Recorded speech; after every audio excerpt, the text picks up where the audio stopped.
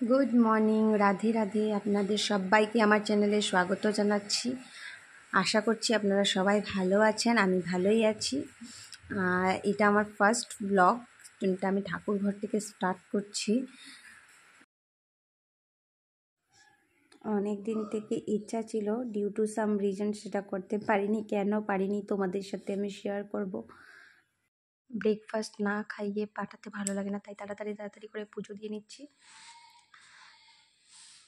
অনেক লেট হয়ে গেছে, তাড়াতাড়ি করে আমি রান্নাঘরে চলে যাই, নাহলে ও না খেয়ে চলে যাবে।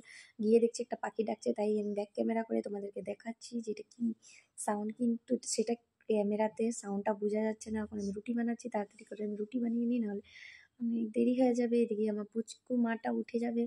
তারপরে তাড়াতাড়ি রুটি বানিয়ে ফাইনালি রুটি আলু ভাজা লাল চা দিয়ে দিয়েছি তোমাদের দাদাভাইকে। তোমাদের দাদাভাই লাল চা আলু ভাজা রুটি খেয়ে চলে গেছে। এখন আমি রুমে এসেছি, এসে দেখছি মামনি আমার পুচকিকে ঘুম পাড়াচ্ছে মানে অলরেডি ঘুম পাড়িয়ে দিয়েছে, বালিশের মধ্যে ঘুমিয়ে আছে আমার ছোট্ট মাম্মাটা।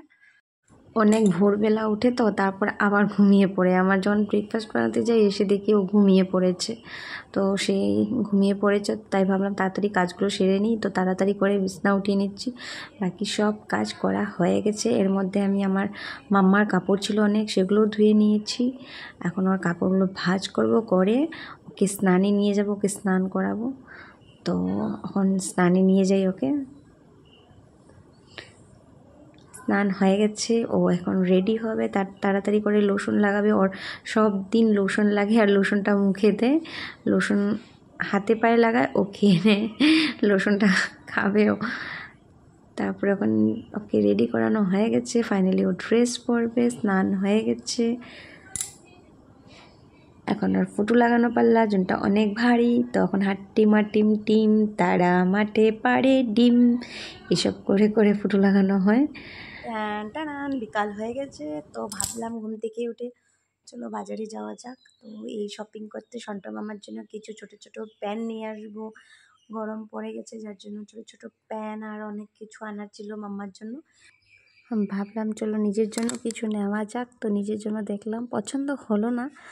তারপরে বাড়ি ফেরার সময় ভাবলাম কিছু খাবো, সেটাও খেতে পারলাম না।